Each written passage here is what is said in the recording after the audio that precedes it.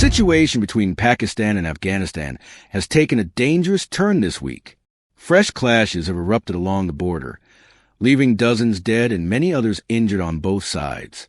Reports indicate that Pakistan launched airstrikes inside Afghan territory, claiming to target hideouts of the Pakistani Taliban, or TTP. In retaliation, Afghan forces opened fire across the border, leading to hours of intense shelling. The fighting occurred near key crossings such as Chamin and Spin Boldak, busy areas often filled with traders and civilians.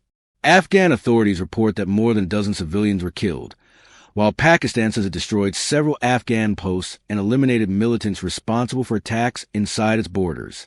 This flare-up follows months of growing tension.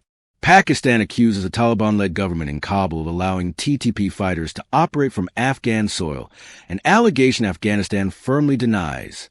The Taliban government has condemned Pakistan's airstrikes as a violation of its sovereignty and is calling for dialogue to prevent further escalation. The tensions between Pakistan and Afghanistan didn't start overnight. Their border, known as the Durand Line, was drawn more than a century ago during British rule and has remained disputed ever since. Afghanistan has never formally recognized this boundary, seeing it as an artificial division that splits ethnic Pashtun communities across both sides.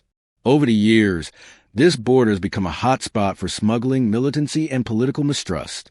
In the aftermath, Pakistan has closed several major border crossings, halting trade and movement.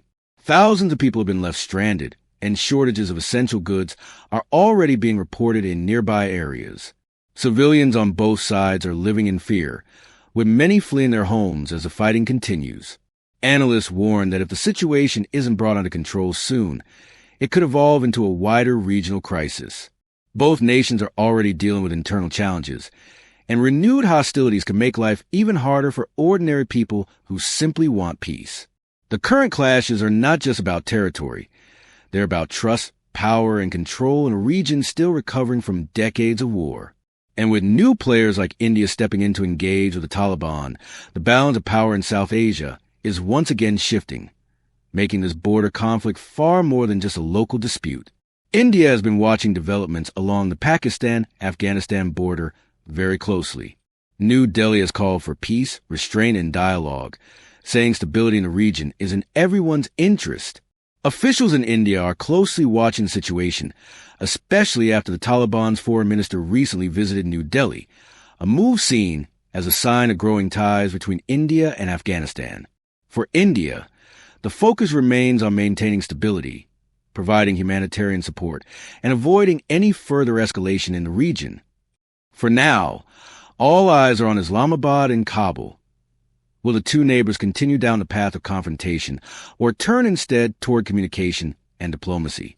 The coming days will be crucial in determining whether this volatile border becomes a flashpoint for conflict or a starting point for peace.